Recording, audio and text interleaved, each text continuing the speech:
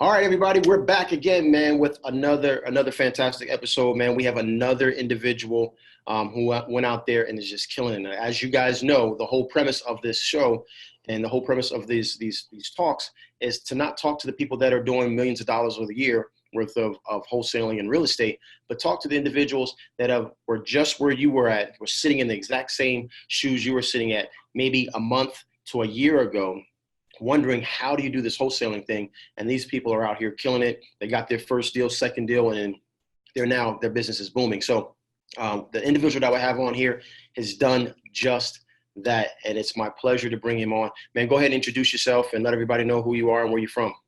Yes, sir. First off, I'd like to say thank you, Tommy. Appreciate you having me on this. Thank you. Congrats to launching this venture here. My name is Justin Richardson. I'm 29 years old, originally from Brooklyn, New York. Moved here to Atlanta, live in Marietta 3 years ago. And I stumbled upon wholesaling. How I stumbled upon it, pretty much, it was a period I was doing multi-level marketing, and some mishaps happened with that, and got into some financial strains with that. And I always thought that I needed money to get into real estate. Yeah. And just was finding people on Facebook to mentor me in real estate, and came across this guy he's now a broker. Then he recommended me to do my real estate class through Metro Brokers. So did that, did the exam. You actually became an agent, a real estate agent? No, so I didn't take the state exam. I passed the class. So my mindset, the instructor, he said, you failed this class, you got to take the class again, pay again, and all that. I did not want to do that. So I was like, I'm going to pass the class. So I actually failed by 2 points the first time, but they let you take it again for free. They let you take the test again. So I took the test again 2 days and passed by 2 points. So at the time, I didn't have funds. I actually borrowed the money to take the class. So I didn't have funds, any savings, but a property management position ended up coming available with a company. So I ended up going that route. I didn't even take the state exam, but I can still take the state exam because I passed the class. But anyway, so just being on a couple months later, just being on YouTube, came across this YouTube video that was, I'm from New York, so I'm always watching like the Breakfast Club, Power 105. Yep. Came across a gentleman named Mark Whitten, who was being interviewed on Power 105. And the caption the title said, "How to Get into Real Estate with No Credit and No Money." And I clicked that, watched it, and came across it. And so that was that. Studied, and came across a wholesaling book. If you can't wholesale after this, I have nothing for you. Yeah. And that right there is one thing, I knew I could do it, but it's one thing to say I'm ready to do it. So I knew I could do it, but when I read that book, it put things in perspective, and I said I'm ready to do it, and that's when I started pursuing my first deal. Yeah, that's a really, really good book, man. And both those, that book and Mark Whitten, definitely killers in the game. They're definitely doing big things, man. And so you got that information. So at that point, you understood and you knew that it was possible. You knew that these things were actually happening, or at least you had a good feeling. It still hadn't been real for you yet, right? Because you hadn't closed the deal yet. Yeah. And what happened after that? So, because first off, there's all this information on YouTube, and that's what gets, I think that's what gets people nervous. Is like, yeah, you got all this information from YouTube, but that book puts it in order, like from A to Z, and that's when I was like, I got all this information, but what do I actually do first? And I'm glad I read it, because a highlight in the book for me was saying, build your buyers list first. And obviously we're in all these Facebook groups, people are chasing deals first, but don't have, they get on the contract, but don't have buyers. So that helped me a lot going into pursuing my first deal. After that, I started driving for dollars. I had people, started marketing myself. People were sending me addresses and zip codes and all that stuff. And I ended up going out driving, came across a property, and skip traced. And to be honest with you, I was going to meetups and all that as well. And I even bought, actually, a guy gave me a list. I went to, I'm sure you're familiar with Big Business. I went to his whole thing he had over here at Cobb Galleria. So I was out there networking. And so yeah, did my first deal, but I was cold calling a lot. I went through over. Let's fast forward to that actual deal. How did you find that deal? What happened with that thing? Yeah, so I was cold calling, came across a cold call address, and the guy, it was actually a family member, and the family member said, so-and-so does not live here. The seller does not, the owner does not live here. So called another number, finally got in touch with the guy, and he said, I don't want to sell this property, but I have another one. And honestly, I just went in there, I set the appointment for about 2 days later. It was a Monday, had no idea what I was going there to do. But I faked it till I made it, basically. So I went in there, well-dressed, button up, slacks, and went around taking pictures. Honestly, didn't know what I was taking pictures of, but the thing I knew that I could do, I know how to sell. I know how to talk to people. Being in property management, being in sales for about 10 plus years, I know how to get people to like me. And that was the thing. It was just me being genuine and building rapport is what ultimately helped me get the deal. That's really key right there. That rapport building, we talk about that a lot in the course. Another thing that you mentioned that you did, you cold call, and for some reason, I know the reason, but picking up that phone, man, is like, for some people, is the hardest things to do. Mm-hmm. Pick up and call a complete stranger. Mm-hmm. And so we really focus on that stuff, and we've role played, me and you, back and forth, and during our coaching calls, we role play. Being able to do that, I think, in practice before the game, right, if you will, practice with people role playing before you actually have to speak to someone, it has to help out a little bit, right? Yeah, it does. It does help out. I mean, thankfully for me, I did it for a living. I did it being in property management. I did it being in, direct sales. So I was kind of already numb to it. My mind is like, it's a numbers game. You listen to Jim Rohn, you listen to Zig Ziglar, you talk to 10, you'll get 2. It's all a numbers game. So I'm like, you just keep going, no, no, no, no, no. As you keep going through those no's, you're getting closer to your yes. So that was just my mindset, was just pick up, like, is either I'm going to meet this person, I'm never, ever going to talk to this person again. So you cold called them, you went there, you still didn't really understand exactly what to do. Even though, you watch YouTube University, you've read a couple of books, but it's still not crystal clear yet. Like, okay, I'm actually here. What's next, right? So what did you do? I heard you say you faked it until you made it. So what did you do? You went and took photos, and how'd that come out? So I went and so I just took photos, like the photos that I saw on like Facebook groups and things like that, Marketplace. So I just copied what they were doing, how they were taking their pictures. So I went in there and I did that. And most of the appointment was just us talking, like, him saying, I asked him questions like how do you get the house? It was tenant occupied. He told me his dad built the house years ago, passed away. Guy was in like his early 70s. Told me it was a historically Black area. So it was just a lot of rapport building. Gotcha. And I wasn't even he told me, he said, you're not the highest offer, you're not the first person to reach out. He even had me listen to voicemails and all the mailers that he was getting. He showed me those. And he said, I want to sell this property to you because I like you, just because you're genuine. That is key, man. And I say that to people all the time. They don't believe, like, it's not always the highest offer that gets the deal done. Mm-hmm. It's bringing the most value that gets the deal done. And sometimes that value is relationship. There's monetary value, there's relationship value, right? Mm-hmm. And if a person likes you, a lot of times they'll take less just so they can help you out, just so they can do the deal with you because they like, know, and trust you.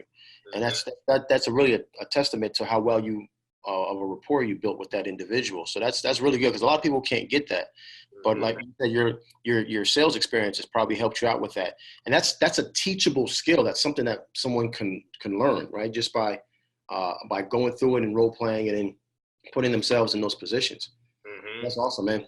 So we get this, but I remember, if this is the same deal that I remember that it was an issue with this deal, right? Yeah, the guy was trying to sue me. Yeah. Yeah. So I will tell you this though. When I got it on the contract, I actually got it on the contract too high. Like I was just excited to get it on the contract. But what I did was, and I didn't even know that this was like a skill or a tactic to do, was just to, because you hear people say, well, go back and tell him that, you've marketed to your buyers, but they're not, the numbers are not making sense. I was doing that without knowing that that's, a tactic. So communication helped too. And so what happened was I ended up getting at a good number. And I had an open house as well. And I did need help getting a buyer, to get it closed quickly. It was just taking too long. And so a guy on Facebook, he reached out to me. He said, I have a buyer, have someone who's interested in the property. He sent the guy out. The buyer happened to be a wholesaler. Okay. So I had no connection. Some people think they could think what they want to think, but I had no connection to this guy from Facebook. I just wanted to, serve, provide great service and serve the seller. And that's it. Just make him happy. He's a really nice guy. I liked him just as much as he liked me. So the guy ended up coming out, and he come to find out he was also a wholesaler, and he had a buyer. So me and the guy who sent the wholesaler out, we did have a JV contract. But in the JV contract, it says for you to provide an end buyer, and you get 50%. This is important, right? Because and your contract is what saved you, and this is why the contract is so important. Because just so everybody understands, Justin has the contract with the seller, the person who wants to sell the home. Then he contacts someone on Facebook that says, "Hey, I got a buyer for you." So this other wholesaler, which is nothing wrong with that. Well, we do JVs all the time, right? This other joint venture wholesaler said that he was going to provide an end buyer, like the person who was actually going to take over and deed the property to themselves and spend money out of their pocket. What he did is he sent it to another wholesaler, and that other wholesaler found an end buyer, correct? That's correct. So the first wholesaler did not provide the end buyer as per the contract. Correct. And so that's what really kind of saved you, right? Am I right? Absolutely, it did. Because once he found out that the deal was closed, he threatened to sue me. He was adding my wife on Facebook and looking at, all kinds of stuff, and feeling like I owed him something. And I took a picture of the contract and just to remind him and highlighted where it says for him to provide an end buyer, he will receive 50%, of the assignment. He did not do that. The gentleman that he sent, that I don't know if he thought that was a buyer or if he knew that guy was a wholesaler, I even advised him. I said, this is someone you can get, contact them to maybe get something, a finder's fee or something, but this is what we agreed to. So that gentleman that he sent out did get 50%. And, I got my cut. Seller was happy. I even followed up with the seller to make sure he got his funds as well. It was a complicated deal as well because his cousin was on the deed, but his cousin passed away. Yes. Next to kin was his... probate issues. Right, exactly. She lived in, his widow lived in Jersey, so that delayed it as well. But everybody walked away happy, as far as getting paid. It was just unfortunate.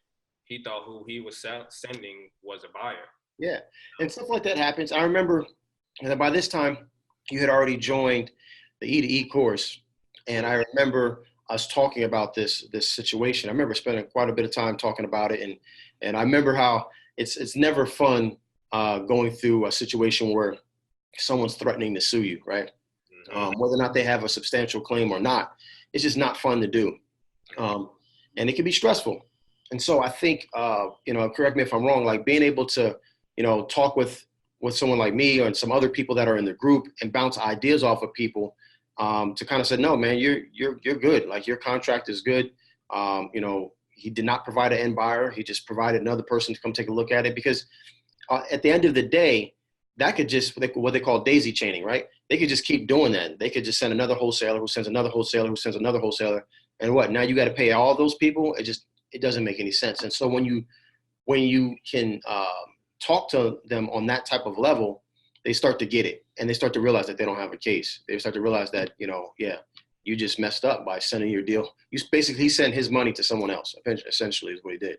Yeah, it did help a lot, contacting you, because I'm new in the game, and I really felt bad for the guy, and I'm like, dang, do I really owe him something? Like, because Yeah. I'm like, this is like, I didn't expect this to go this way, and that's why I contacted you, and you was like, no, you don't owe him nothing. I contacted some of my friends who are, in real estate, and it was just a mutual agreement amongst everyone I consulted with, like, no, you don't owe the guy anything. You don't even know him. Yeah. So this was your first deal. And how long from the time that you started this process to the time it closed? I know it was a little bit of a lengthy process. How long did it take before it closed? Yeah, I got it under contract in October. I think it was October 16th. I didn't close till January 7th. January The 7th. holidays played an effect too. Yeah. I've had closings hold up for the holidays. Like the lawyer's out of town, like went out of town to like I think he went to Israel for like 30 days or something like that during the holidays. And yeah, messed my whole closing up. But stuff like that happens. The whole point of what we're talking about these things, because these are just natural issues. Like they're normal issues that happen during the course of a wholesaling or just real estate investment, process. It's the stuff that happens. And so I like to shed the light on these things, and I like to dispel the myth of every deal just going smoothly, right? And it's important for people to know the bad portions, the things that take, like you got your contract in October, so you got November, December, January, like 3 months of follow up and stress and everything that goes along with it, but you got your deal done. You didn't quit. And so if anything, man, this testimony is something that hopefully someone resonates with someone who's watching this. They might watch it tomorrow. They might watch it, 5 years from now and really see that, man, like he didn't quit and he was able to get his first deal done. And so how has things shifted for you now? Like how are things happen? Like what are you up to now? How is this being in the course and going through the modules and getting on the coaching calls? How has that helped your business now? Oh, it helped a lot. Especially if I would have took your course before I did that, I feel I would have made more money, because you definitely helped me with putting the numbers together, how to properly pull comps. I never thought about, I would pulling comps based on the renovated, units and things like that. All that stuff that, you taught me. The coaching calls, definitely, wholesaling coaching calls, Airbnb coaching calls, your meetups once a month, got contacts and, networking there. It's a lot of value. I believe I did. I referred a student to you. I don't know how she's doing, but Yeah. I know she got in, you know what I mean? Absolutely. So, yeah, man, definitely it's a lot of value. I tell people about it all the time. I talk to people about you all the time. I talk to people about you today. So it definitely helps a lot. Yep. Awesome. And so, and like for people that are watching, what is probably like one of the biggest things that you can help them with? Like what's the biggest thing that's like going through this process that you would suggest to someone who's brand new, haven't got their first deal yet?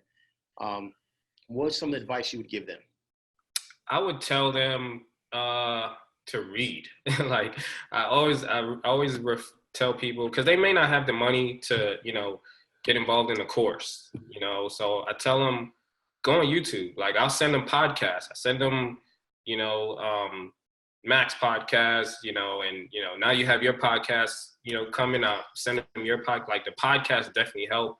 And being something that, before I came across you, something that Max did stress was be obsessed with it. And you said be obsessed with it.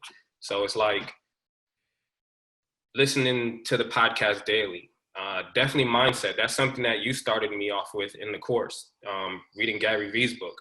Yeah. You know, so mindset is a big factor. But honestly, yeah, I think I'll double back and say mindset will be the best advice, because you can do all. You got a lot of people that just know everything, but Yeah. they don't move. They say knowledge is power. That's not true. It's the application of knowledge that's power. Right. There's a lot of educated people out there that don't do nothing with all the information that they know. Right. Yeah. Definitely mindset is key. Awesome, man. So, reading and just being constantly, bombarded with this really new way of life for individuals. It's not new in the sense of real estate, but wholesaling, if you haven't done it before, it's new for the individual. And so you just need to kind of like indoctrinate yourself with as much information as possible. And I think one of the things I think I'm most proud about with this course is that is how we kind of walk people through the process, like with the homework, saying, hey, here's your homework. Now, if you don't do the homework, you have to look at yourself in the mirror and say, all right, it's my fault. It's not because the course doesn't work, because obviously it works, right? You're proof of it, along with a lot of other people that are proof of it, that have made money and gone to the closing table multiple times. So it's one of those things. It's like, okay, if I don't do the homework, then how can I ever get the results? So, and that's one thing I really love about this industry, is that once you understand it, like you said, you didn't know the numbers, you got the house under contract a little bit too high. But once you go through the modules and you see, okay, well, this is how we do the numbers, then it's just application at that point. And it just says, how hard can you work? How hard do you want to work? Right. I was going to the home, one of your assignments is going to Home Depot. And, yeah. Getting I was doing your course and going after deals while having a 9 to 5. And I would leave from work 7 o'clock, and to get that homework done, I went to Home Depot, and I'm going through Home Depot, getting the prices on the doors, getting the prices on the windows, and really doing it, because you got to be serious about it. So it's a good investment, and if you're gonna invest it, go all in. Yeah, if you want to make a serious income, take it seriously. Mm-hmm. Right? And if you don't, then it's one of those things. So, man, I really appreciate it, man. I really appreciate the candid review and just talking about your story. And again, man, this is all about making sure that everybody knows that they are special, they are unique, but their situation isn't. Right? You went through this situation with someone. I guarantee you, somebody right now across America is going through someone threatening to sue them over a wholesale deal. I promise you, it's happening. And if it doesn't happen to someone, it's going to happen tomorrow. It's going to happen eventually. So sometimes those situations really knock people out of the game. And I'm just really, really happy for you and your family that it hasn't done that for you, and you're still in the game. And now you're really, I know, correct me if I'm wrong, you left with your 9 to 5, and now you're pursuing your business like full time. You're out there like killing it, right? Yeah. Actually, after my first deal, a couple days, weeks later, I got a promotion, got a manager position. And I'm like, I'd rather be focused on what I really want to do, and getting that position took a lot of time away from me actually continuing to wholesale and pursue other things that I'm doing. And it's tough, man. Like once you get that first taste of like, wow, I can control the destiny of my family. Like I can control my paycheck. It's hard to go back to someone else telling you you're going to do this, this, and this. And by the way, we're only going to pay you this, right? It's really difficult because you're like, man, I could do better for myself. I could do better on my own, as they say, right? Yes. So I really appreciate you, man. I really appreciate you taking the time out. I know you're busy and you got a company to run. And man, I just want to say thank you for coming on here and just inspiring people and just being a part of this process of getting people, getting the community involved in real estate and making sure that people understand it. Even if they don't do it, at least they know now that it's available and that it's possible. And I really appreciate it, brother. Thank you so much. No problem, Tommy. Thanks for having me on. Appreciate it. Man, no doubt, no doubt. All right, man. So you guys saw it once again. This is another individual that started off not knowing what the heck wholesaling was, and now he's out there, then quit his job, and he has his own business. So it's amazing to see what just a little bit of work can actually do if you stay consistent and you have the right tools. So till the next time, we'll see you guys later. Peace. Listen, men lie, women lie. I get it. but the numbers don't. It's evident that the course works. The only variable is you. For once in your life, take a chance on yourself. It's free. You have absolutely nothing to lose. It's free. Go ahead and fill out the information. Man, so many people have doubted you. So many people have said that you can't do it. This is your time to prove them wrong, and it's free. Put your information down below, fill out the short questionnaire, and we are going to tailor a strategy session that's absolutely free to make sure that you can succeed. Take a chance on yourself. Do it now.